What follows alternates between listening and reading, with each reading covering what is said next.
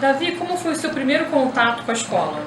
Meu primeiro contato com a escola foi numa creche próximo de casa. Assim, eu me lembro poucas coisas desse período. Eu lembro que eu era a única criança que não dormia. Na hora que a tia tinha a hora da soneca, eu ficava acordado, né, debaixo do cobertor. E lembro também que eu não conseguia comer a comida da escola, né? Eu não acabava não comendo e da creche era isso, basicamente.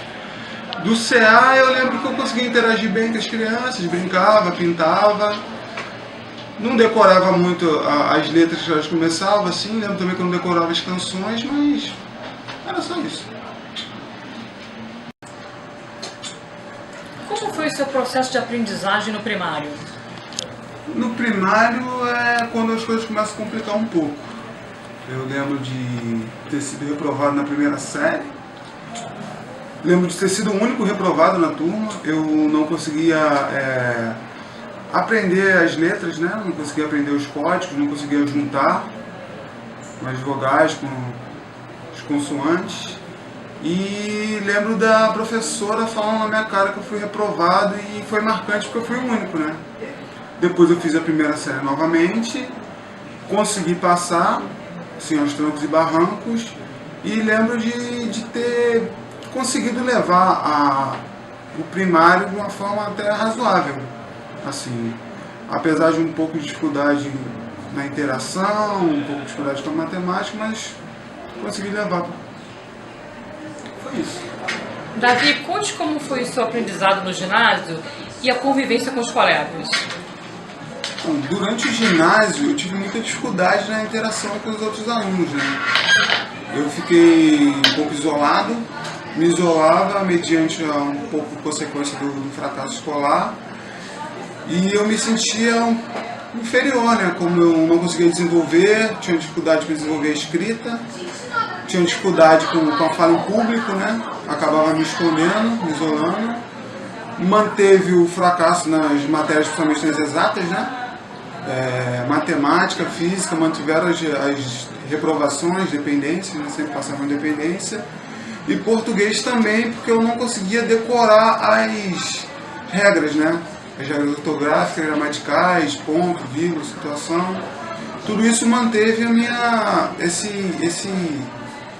esse sentimento de diferença, né? E tendo isso eu acabava não conseguindo me relacionar com os demais alunos, né? Eu ficava isolado na hora de recreio e tudo mais, e às vezes me escorava quando eu conseguia um ou outro amigo e agarrava neles como se fosse a última coisa.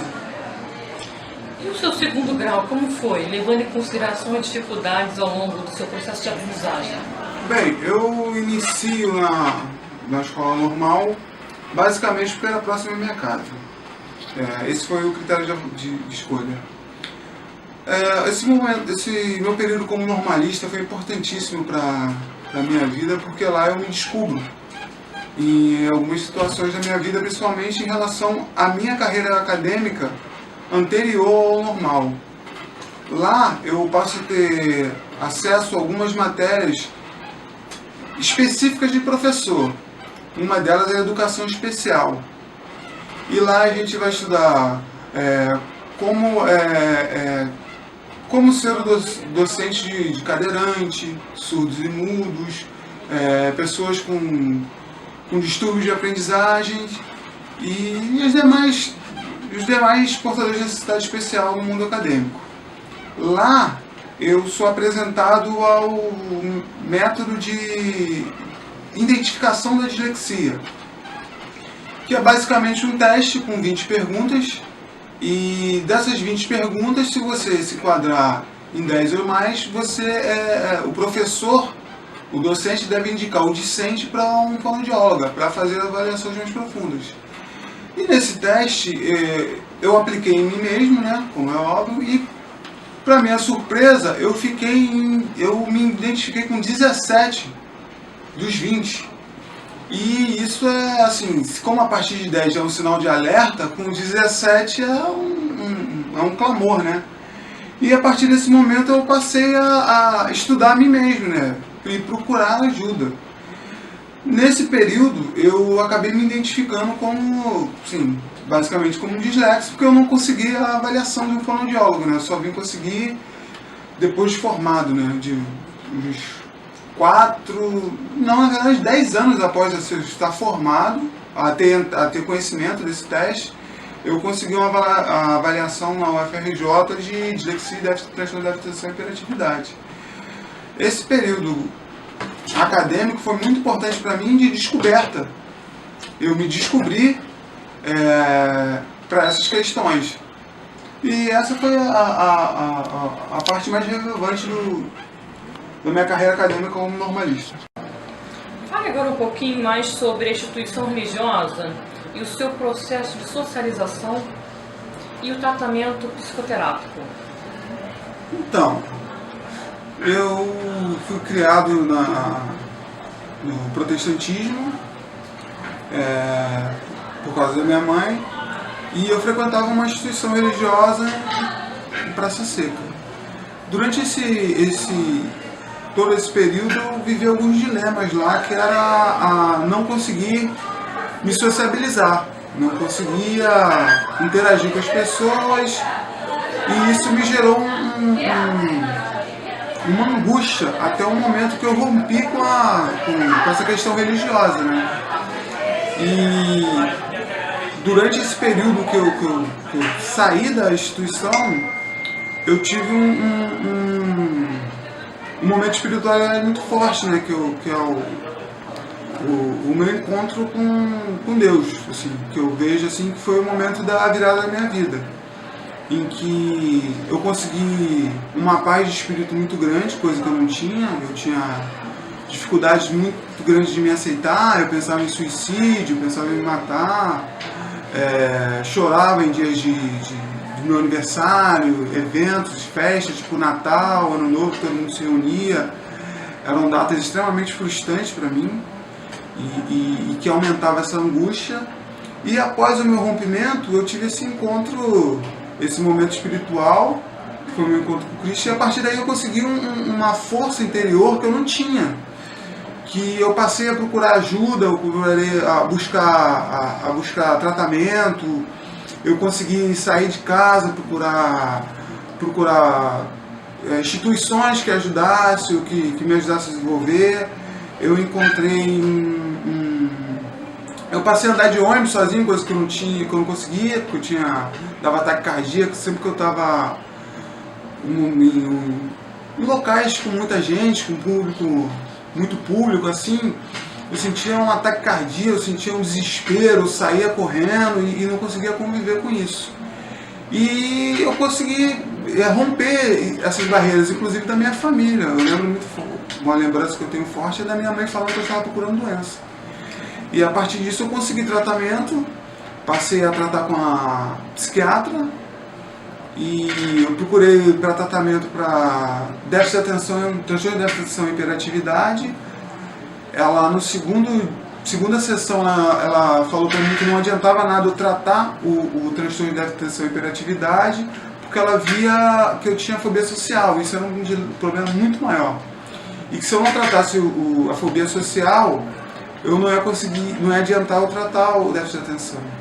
A partir disso eu comecei a fazer tratamento medicamentoso, com remédios controlados, tarja vermelha e tarja preta. E após eu passei a ter o tratamento com a psicóloga.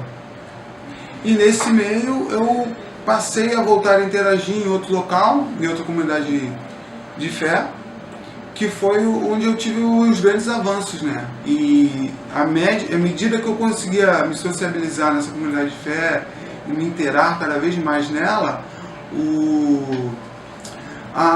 eu fui tendo alta periodicamente até o dia que eu não precisei mais desses medicamentos e consegui levar uma vida, começar a ter uma vida normal, por assim dizer.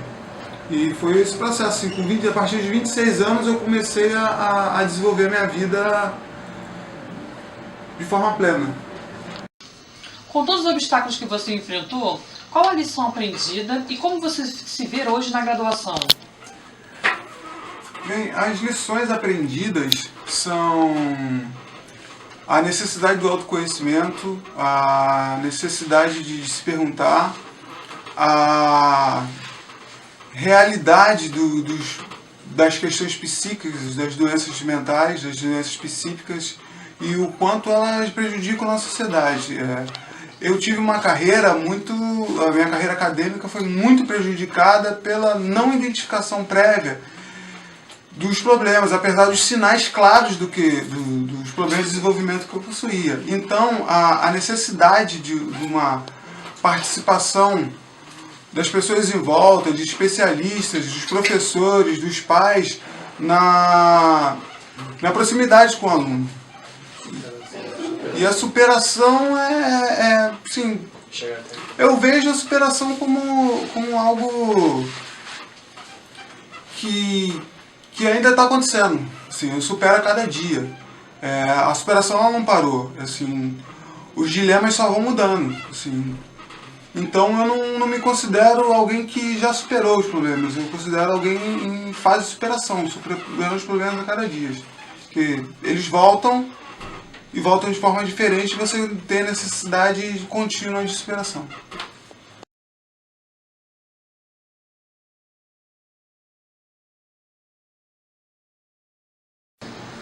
Davi, conte como foi o seu primeiro contato com a escola.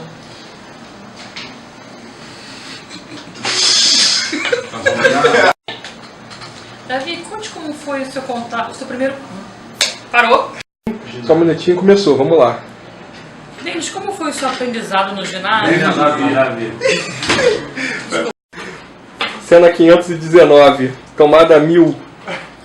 Discorra sobre... Olhando para minha testa, sorrisos, podemos ir. Discorra sobre sua experiência como normalista. Bem, eu tive um começo bem... Meteu um flash na minha cara. Foi mal, então não vai pegar. Bora lá. Essa vai no erro. Uma escola boa perto de casa era o ideal. A única boa era, no caso, o Instituto de Educação Carmela Dutra.